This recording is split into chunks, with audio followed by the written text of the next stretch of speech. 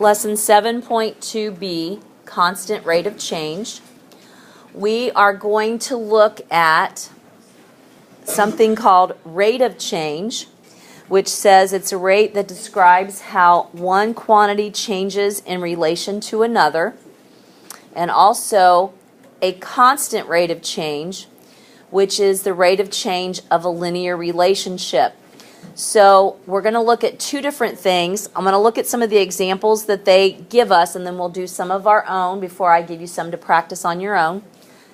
To find the constant rate of change for example 1, it says that 5 students had 15 textbooks, 10 students had 30, 15 students had 45, 20 students had 60. You might be able to see a pattern in there. Sometimes it's really easy to see, sometimes not so much. But to find the constant rate of change, you have to look how things change in terms of one over the other. So if I look from the 5 students to the 10, I go from 15 to 30. It went up by how many textbooks? 15. 15. And then from 30 to 45, it went up by 15 again. And also 45 to 60, 15 again. So the number of textbooks increased by 15 with each different group. What about the number of students from 5 to 10? 5. It went up 5. 10 to 15. 5. And 15 to 20. 5. So the rate of change is the change in the number of textbooks. Each set had a difference of 15 over the change in the number of students. They were going up by 5s. If you take 15 divided by 5, 3. So the number of textbooks increases 3 textbooks per student. It's because it is a constant rate. It changes the same amount all the way through. Okay? That works if every student has the same number of textbooks. It wouldn't work if one had 4 and one had 5 and one had 6 and so on. But this one is a constant rate. So that is why it's 3 textbooks per student. Questions about that? Let's look at example 2. It says the graph represents the number of t-shirts sold at a band concert. Use the graph to find the constant rate of change in number per hour. So they have a couple of points marked on here, if you look.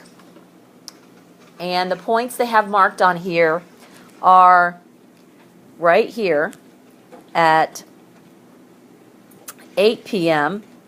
And at 8 p.m., apparently they had sold how many? 25. And at 9 p.m., they had sold how many? 30. And at 10 p.m., they'd sold 35. So they're going to find the rate of change using 2. They picked 8:25. They wrote them as ordered pairs. See that? 8:25 and 10:35.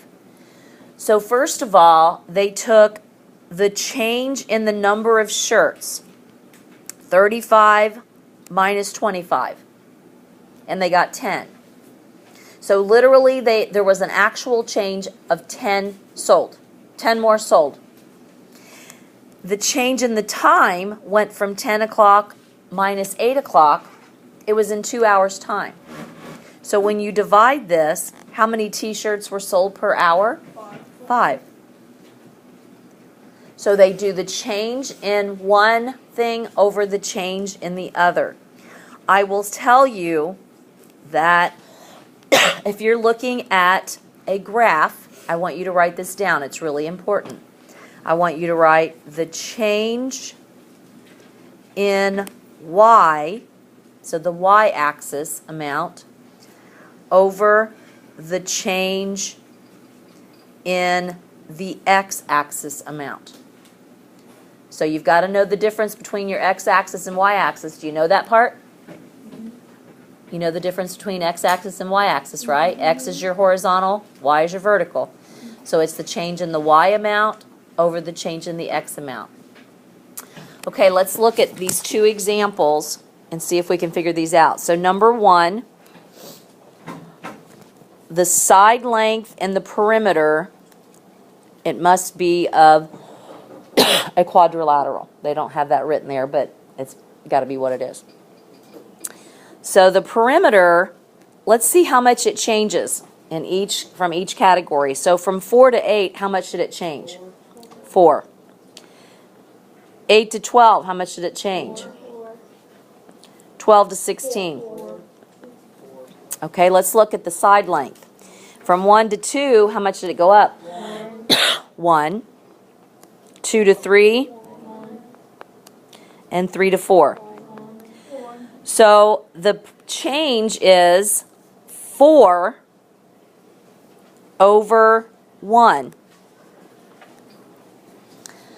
So the change is 4 units for every 4 units per 1, I'm going to say, length. I wish they would have been more specific, like inches or feet or something like that, because I feel like that would be a better problem to say 4 feet. Yeah. So, would your like when it goes up like 1, 2, 3, 4, would that always be your x-axis? Yeah, x is going to be your first, and your it's always x and y. Yep. So this would always be your x. This would always be your y. And it's always y over your x. Yep. Okay, let's look at number 2, the distance traveled. So at 10 a.m., how far did they travel? 72. So 10 goes with 72. You see that? 12, how far did they travel? 80. And at 2, how far did they travel? 80.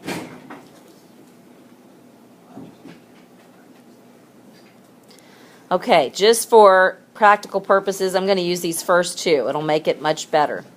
So this says the change in y over the change in x. You see my 2 points right here? 1072 and 1280. So what's the change in the y? What's the y in this first point? 72. And what's the y in the second point? 80. 80. So 80 minus 72, that's the change in my y's. What would be the change in the x's? Yep, 2. So 12 minus 10. So 80 minus 72 is how much? 8. And 12 minus 10, everybody already said 2. What's that simplify to? 4. So if I had to label this with my labels on my graph, what would I put? 4 miles Per 1 time. per, what's the ones at the bottom? Are they minutes or are they what? 10, 11, 12 hours. Miles per hour. And on that, does anybody know the abbreviation for miles per hour? Daniel? MPH. You could even do that. I'll even let you do that. Miles per hour. Okay? So it's going to be the change in the y over the change in the x. It's how two things are related. That one is miles with time.